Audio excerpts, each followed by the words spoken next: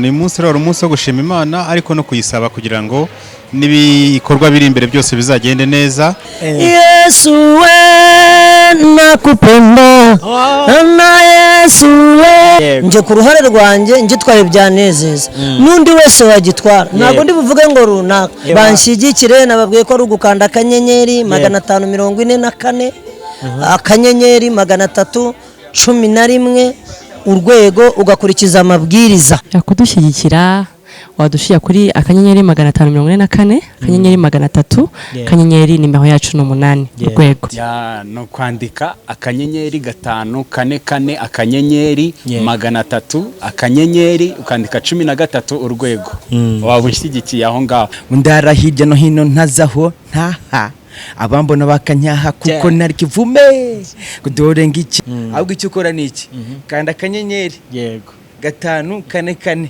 akanyenyeri 300 akanyenyeri kodi yanjye ni 3 urwego yes. Maximed, link up with the world.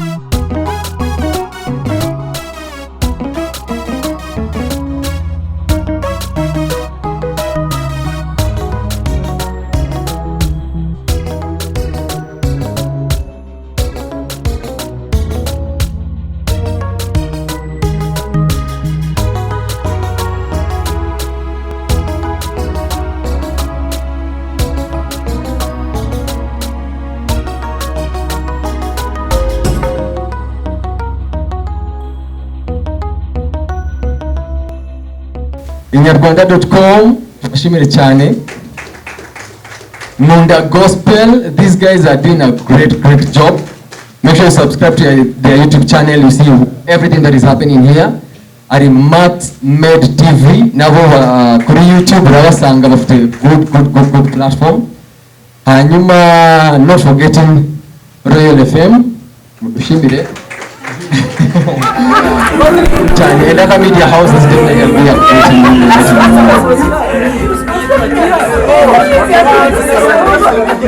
Yes, Max Med TV. Aha turi ni ku Bumwe Grand Hotel, turi mu gikorwa cya Rwanda Gospel Live Stars. Turi kumwe n'umwe mu bagabo kumuvuga we bya bwakwira bugacye bamwita Theo bose babireba. Theo, amakuru y'imisi. Amakuru y'imisi ni meza. Umeze neza, urakomeye. Ndashima Imana. Uyu munsi muri Rwanda Gospel Stars umeze neza, abantu bose bavuga ati tuzatora Theo. Ubundi gutora Theo bimeze bite? Batora gute? Oya, ubwo no gushyigikira. Kandi umuntu yemerewe kunshyigikira agashyigikira n'undi. Yego. Kubera ko nimba ari igikorwa rusange abantu babyita gutora na byiza, wenda kariyo mvuga ibabangukira ariko ni support. Hanyuma kunshyigikira kode yanjye ni 11. Hanyuma iyo utarabikora na rimwe wandika akanyenyeri ukandikamo 544 ugashyiraho urwego ukemeza yes, hanyuma ugahitamo ururimi wakoresha hagati y'icyongereza n'ikinyarwanda, hanyuma ukongera ugatangira kongera ukandika akanyenyeri 544 hanyuma ugashyiraho akanyenyeri noneho kandika umubare 300 akanyenyeri ugashyiramo ya kode yanjye ariyo 11 ukemeza ugakurikiza amabwiriza biba biri mu kinyarwanda ukabushyigikiye Theo bose babireba ugahita ushakishaho nimero 11 iri ukampa ayo mahirwe. Yego, Theo bose babireba. Iki gikorwa usa nk'umuntu wakijemo nyuma, mbere harimo ba Vestine na ba Dorcas baza kuva mu ishanwa urijyamo, donc wabyakiye ute cyangwa se wabibonye ute?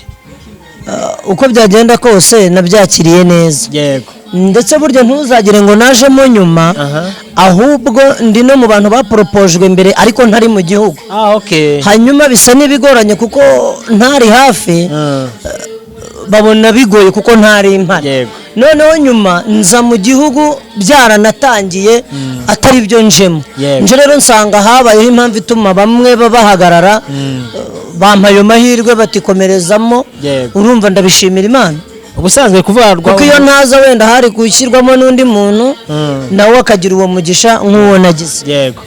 Byanagorana kumva umuziki nyarwanda wa gospel numvemo Theo bose babireba, ni ikintu kiba kigoranye. Theo, ni iki ubona iri rushanwa rizamarira nkawe nk'umuhanzi ndetse n'abandi bagenzi bawe muri rusange ndetse na industry muri rusange hano mu Rwanda? Nkurikije uko tubisobanurirwa, ngakurikiza uko nabibonye n'inshuro maze kubijyamo n'ubwitabire bw'abantu babirimo n'amagambo tubwirwa, je mbona ari igikorwa navuga ko ari cyo cya mbere kije gishyigikira abantu baririmba indirimbo zihimbaza Imana cyangwa zaririmbiwe Imana. Nicyo mbona cya mbere gikuru kibayeho kuva igihe maze mu muziki. Hagiye haba ibindi bintu ariko ukabona byo biravanze, ntabwo byabaga ari gospel y'umwihariko. Uyu munsi rero bizatugirira umumaro, ariko abantu nibadushyigikira, abantu nibabikunda bakabiha agaciro, nibwo uzatangira kumva umuhanzi uririmba indirimbo z'Imana, nawe wumva inkuru isohoka ati yubatse inzu ya etaje nziza cyane ahantu, ukumva ati yakoze ibintu bikomeye. Natwe tuzatezwa imbere n'abakunda ibyo dukora. Uyu munsi abantu bose ugiye unyuraho bavuga ati irushanwa byanze bikunze rizatwarwa na Theo, rizatwarwa na Israel Mbonyi. Wowe ibyo bintu ntago birakugeraho? Ntabyo ndumva, ariko jyewe uko mbize amarushanwa aratungurana kenshi.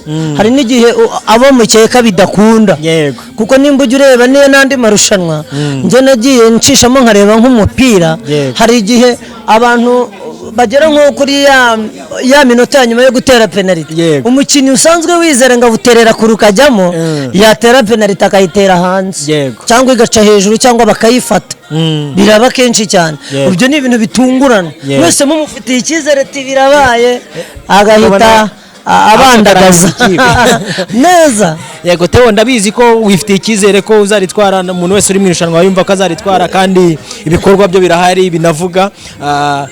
Theo, bibaye atari we bahaye iki gikombe, nko mu bahanzi muri kumwe 15 wumva ari nde wagihereza nkawe?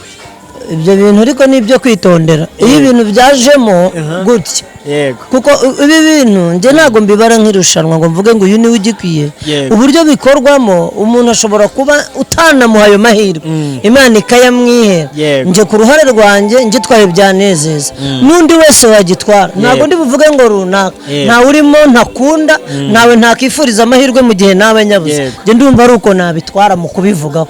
Okay. Theo bose babireba hari akabazo k'amatsiko umuntu ashobora kukubaza buri muntu wese agira umuntu akunda mu bijyanye n'umuziki uko aririmba n'indirimbo ze muri aba bahanzi bari hano mu Rwanda baririmba indirimbo zaririmba Imana niwe muhanzi wumva ukumva ari kukubaka umutima ariko buri ibintu by'Imana ni ibintu byo kwitondera. Uyu munsi ushobora kuvuga ati uyu muntu ndi ku mutima hakazamuka undi nawe ukujya ku mutima utaramuvuze. Njyewe ikintu kimwe nemera abantu bafata umwanzuro wo kuririmbira Imana cyangwa guhimbaza Imana nsa nkaho mbafata ku rugero rumwe kuko nta bantu nzi ngo imvune bavunika zenda gusa n'izanjye. Bigatuma rero kuvuga ngo uyu niwe nemera cyane mbona bibamo kuzamuka no kumanuka umuntu akamara umwaka wose ameze neza ejo ukabona byanze haje undi. Yego. Njyewe numva ku giti cyanjye navuga ngo mbakunda bose bimbwiye bibaye guhitamo ubu waba untunguye. Mu ndirimbo zaririmba Imana niyo ndirimbo ukunda kurusha izindi cyangwa se wumva ukayumva ukaba ati indirimbo ndayikunda? Indirimbo zaririmba Imana indirimbo nkunda cyane mu buryo bwo ku isi yose kuko hari n'izo abandi bantu. Yego. Mana ubwo muzikunda ariko mfite indirimbo nkunda y'umuhanzi umwe ariko ntago ari hano. Yego. Ni umuhanzi witwa Roza Muhando. Agira indirimbo yaririmbye ivuga ngo Yesu we nakupenda. Waturirimbira agace gatoya? Yesu we nakupenda na Yesu we nakupenda. Okay, nanjye ndimba ndayikunda kubera iri muzo numvishe. Yego. Kera ntaranaririmba none bituma numva nanjye mbona ko kuririmbira Imana ari byiza. Ariko nkunda n'izindi cyetse umwe ngo nkore nk'urutonde rw'indirimbo nyinshi zirenze imwe. Yego. Bose babireba tugana ku musozo muri iki gikorwa cya Rwanda Gospel Stars niki wabwira abakunzi bawe cyangwa se abo twakita abafans bawe? Jewe nakubwira ngo iyi nshuro ikintu nabwira abantu bazadukurikira cyangwa se badukurikiye nababwira ngo nibashyigikira umuziki nyarwanda waririmbiwe Imana. Hanyuma kandi nanjye by'umwihariko ubwo ndimo nanjye banshyigikire kuko bibaye ngombwa wenda akavuga ati ndumva nashyigikira umwe nakisabira amahirwe. Kuko ubimbajije nta baravuze ngo ntawe ujya gutera ubureze ngo abubanza ahandi. Yego. Arabwibanza. Okay. Reka tugushimire nanjye ndagushimiye kandi wakoze kutuganiza kuri Maximed TV. Murakoze cyane. Bagushyigikire kuri Theo bose babireba. Banshyigikire nababwiye ko ari ugukanda akanyenyeri 544 akanyenyeri 311 urwego ugakurikiza amabwiriza. Yego. Kohereza ugashyira amafaranga yose ushaka. Amafaranga na miliyari ijyamo. Yego. Turagushimira urakoze. Nawe urakoze cyane. Yes, Maximed TV turi kumwe hano na James na Daniela. Yamvuze James na Daniela nuko badatana. Turi kumwe na Daniela. Daniela mumeze mute? Tumeze neza. Bashimana. Yego cyane. Murakomeye. Cyane. Turi hano mu gikorwa cya Rwanda Gospel Live Stars. Nibyo? Yego. Wacyakiriye utemberera byose. Twashimye Imana gusa ko hari opportunity Imana iduhaye kugira ngo tubone uko twahura n'abafana bacu cyangwa se abantu badukunda. Yego. Yego. Muri couple yanyu iri mu makouple akunzwe hano mu gihugu hari umuntu ushobora kuba yavuga ati aba bantu twabashyigikira gute? Ni gute umuntu yabashyigikira? Yakudushyigikira wadushyira kuri akanyenyeri 544 akanyenyeri 300 akanyenyeri nimero yacu 8 urwego. Ubushobozi bwose rwaba rudushyigikiye kandi ntimudushyigikire twenyine. Yego. Shamushigikire n'abandi. Rero ibi byose ushobora kubikora ukabinkorera ukabikorera Gabi ukabikorera MD ukabikorera Mbonyi n'abandi bose ntavuze. Yego. Wabikora byose kandi thank you so much. Okay, umuntu akunze indirimbo amavuta reka dukubitira akantu gatoya. No. Uyu munsi ya ntabwo bimeze neza. Next time. Nta kibazo. Turakwishimiye kandi tuzi ko turi kumwe nawe. Imana ikurinde. Murakoze cyane nawe. Thank you. Turi kumwe n'umwe mu navuga ngo mu bantu bakomeye hano bakomeye muri iki gihugu cy'u Rwanda mu bahanzi nemera nabo ba bro. Murakoze cyane. Yego. Subuza abantu badukurikiye. Ni umuhungu wanyu cyane ukunda Yesu cyane. Rata Janecha Imana iduhana umugisha. Yes. Amakuru y'imizi. Ni meza cyane. Urakomeye cyane. Iki gikorwa cya Rwanda Gospel Stars wacyakiyute? First of all ni amahirwe twagiriwe Yego. ngiye iki gikorwa nagifashe nk'ari igikorwa cy'ubuhanuzi uyu munsi Rwanda Gospel Stars isa nkaho ikizanye kubera ko n'abarewe bari bemerewe kuba babona ibibatunga kandi bibatuma banagira na courage mu murimo w'Imana. Yego. Umuntu ushaka gushyikira gute? No kwandika akanyenyeri 544 akanyenyeri 300 akanyenyeri ukandika 13 urwego. Waba ushyigikiye aho ngaho. Amafaranga no kuva ku ijana kugeza kuri miliyoni. Ebana buri munsi ushatse wajya untora ukagira ikintu ushiraho Imana iduhana umugisha. Amen. Turagushimiye. Murakoze cyane. Asante sana. Ni mu gikorwa cya Rwanda Gospel Stars turi kumwe n'abahanzi bagiye batandukanye bakirimo. Kuri kamera zacu turi kumwe n'umwe mu batipe bameze neza bamwita MD. Mr. Bro. Turashima Imana nta kibazo pe. Urakomeye. Rwanda Gospel Stars. Yesu ni umwami. Okay. Hip hop mumeze mute? Hip hop tumeze neza. Umurimo turimo turawukora neza. Yego. N'uwiteka arimo aragenda tuzamura. Turava mu bwiza tujya mu bundi. Yego. Kuba turi muri Rwanda Gospel Stars live. Yes. Hari cyo bivuga ni inyenyeri bimurika. Yego. Twagiye kubita akantu urabizi ko ntabwo ngo navutse ndi w'agaciro nisanga buzima bugoye. Ngo ngenda hirya no hino nirwa nzenguruka. Ngo ndara hirya no hino ntazaho ntaha. Abambona bakanyaha kuko nari kivume kudore ngikiriya muhungishe buri kimwe ese ubunda ziriki ko navutse nk'abandi bose amezi 9 mudaya mama niyo navukiye ndambiwe kwitwa mayibobo ndashaka kwitwa umwana gahabwa ibyanjye nagenewe kuko ndi umuragwa ubuzima bwo hanze njyewe ndabusize kuko mu rugo kwa papa hari byose hari byose bamwita MD Yego. Gospel hip hop. Umwe mu bantu ni impirimbanyi za gospel hip hop kabisa. MD kuba warahirimbanye ukaharanira hip hop ya gospel hano mu Rwanda kugeza uyu munsi utangiye kuba inyenyeri nko kuri kubivuga. Wabyakiriye uti? Icyambere no gushima Imana. Yes. Iyo ugize amahirwe ukabona hari ikimana igukoreye. Yego. Uravuga ngo haleluya. Amen. So nje nta kindi navuga no gushima Imana ukabyakira kandi ukanabyenjoyinga. Yego. Ukabiryoherwamo. Yego. Witeguye kwakira ute Rwanda Gospel Stars? Njewe kuntu si ukuvuga ngo nyiteguye gute kuko namaze kuyakira. Kuko ndi umwe mu bahanzi bayirimo. Yego. Kandi bwose meze neza. Muri make nayakiriye neza cyane. Yego. Narimbaje ni witeguye ute kuyishyira hejuru kuyizamura intsinzi? Yes. Igihe cyose turabatsinze muri Kristo. Hari indirimbo nakoze yitwa ngo ndi umutsinzi. Twese turabatsinze ariko iyo tugeze mu bintu nk'ibi ngibi ugomba kwiha icyizere kandi ukizera. Yego. Ubundi none nibyo wakoze ibikorwa byawe ibisabwa ubibyujuje nta mpamvu zo kutiha icyizere. Ukavuga ati ahubwo mutegereze. Yes. MD hari igihe ushobora kuvuga ati one time munsi tuzazamura kuri stage ya Rwanda Gospel Stars nshobora kuba ntayitwaye undi muntu uvuga ati uyu muntu ndi guha amahirwe kabisa ashobora kuzayegukana n'inkandi aho ngaho twese turahabwa amahirwe. Yego. Dufite amakode. Yes. Dufite amakode badushyigikiraho. Yego. No guhera kuri 1 kugeza kuri 16. Yes. Turimo bahanzi 15 ariko amakode ngira ngo ageze kuri 16. Kubera iki ari 16? harimo Dorcas na Vestina. Okay. Baza kuvamo basimbuzwa Theo. Yes. Then urumva nawe twese tuzamuka. Noneho kugira ngo ubone ko uvuga ngo uyu muntu azatsinda ntago turi guhatana. Yes. Cyangwa se ntago turi kurushanwa. Ahubwo nugushigikirana.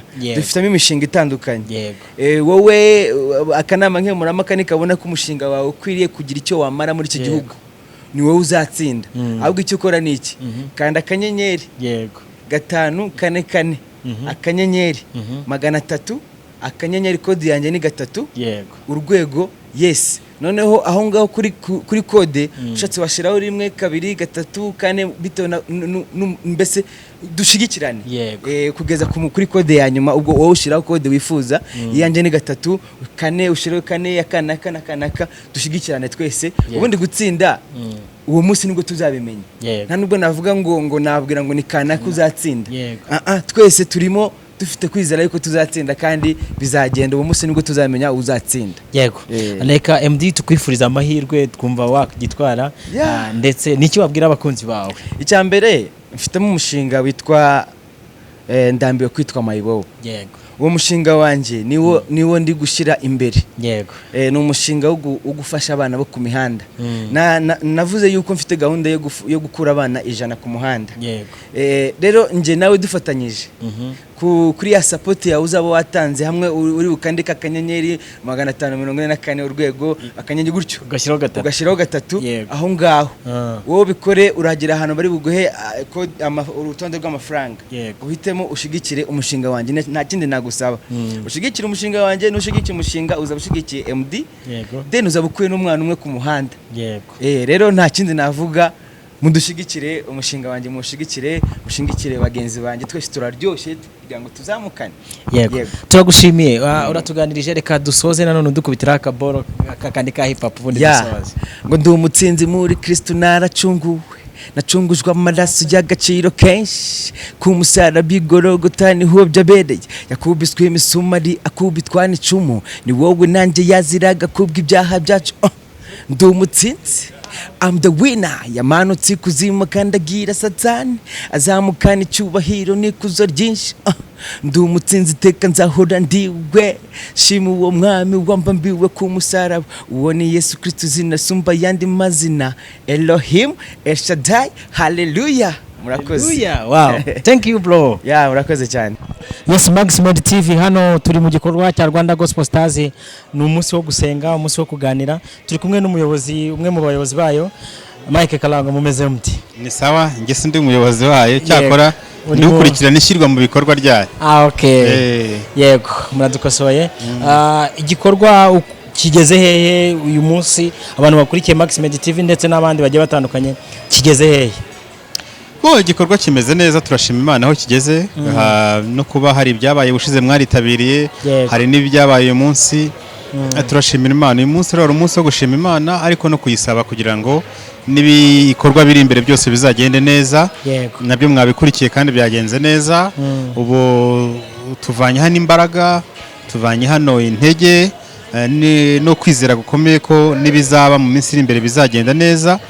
Ubwo icyo twasaba abantu no kuzakomeza bagashyigikira abahanzi bakunda, no kuzakomeza bagashyigikira gospel music industry mu Rwanda, kandi turizera ko bizagenda neza rwose. Mike, ni uri mu bantu bagenda bakurikirana umuziki hano mu Rwanda, yaba secular music na gospel music, niye challenge wabonye iri muri gospel ku buryo nk'iki gikorwa ushobora kuba ishobora kuba imbogamizi? Challenge iri muri gospel music industry ni nk'ibiba handi hose, ni mindset. Rimwe na rimwe mindset bivuga ngo ni imitekerereze. Iyo wabashije gutsinda imitekerereze ukavuga ngo ngiye kuva kuri urwego ngere ku rundi, ibintu byose ubibonera igisubizo. Rero hari ibyo tugenda twigira handi, hari ibyo tugenda twigira ku bandi muri gospel industry. Rero ndatekereza ko ibyo tugenda twigira handi tukabizana hano nabyo bizatuma bigenda bikora. Urebye cyari gihari kigoranye cyari ibijyanye no kuba abahanzi baririmba cyangwa se gospel music industry yo mu Rwanda itarakura ngo ibe nk'isoko ryatunga umuntu, ibe aho umuntu ashobora gutungwa n'impano afite. Ariko turabona ikirere kigenda kiba cyiza, abahanzi batangiye gusinya amakontra meza. Ubundi ntibyari byoroshye kera, ariko ubu bitangiye kuza abahanzi 4-5 ba gospel bagasinya kontra, abahanzi 15 bagasinya kontra zizatuma babasha gutungwa n'iyo mpano yabo. Rero turabona bigenda bizi. Icyari kigoranye nicyo, ikindi gisigaye yenda ni imyumvire gusa y'ibintu bimwe na bimwe, ariko bizagenda bikosoka mu gihe gito kiri imbere. Naho ubundi ifite imbaraga, ifite intege, cyane cyane ko ari n'umuziki n'ubundi ukora abantu ku mutima, ukagira akamaro ku byiyumviro by'abantu. Ndatekereza ko bizagenda biza neza kandi bikamera neza. Buriya mu minsi iri imbere muzareba, nitugera kuri finali niho tuzabona neza imbaraga z'ibi bintu. Yego. Mu ntangiriro zayo hari saga yabayemo nini cyane y'itsinda rya Vestino na Dorcas. Iyi saga yararangiye burundu? Byararangiye, biriya ntibizongera. Yego. Na amateka nta nubwo tuzongera kubyibuka. Abantu bitegeye final ryari? Grand final. Mu kwezi kwa 12. Yego. Bazaba ariho baza kandi bizagenda neza kuri Kigali Arena itariki 2 z'ukwezi kwa mbere. Yego, turabagushimiye. Merci beaucoup. This is Maximed Maximed, link up with the world.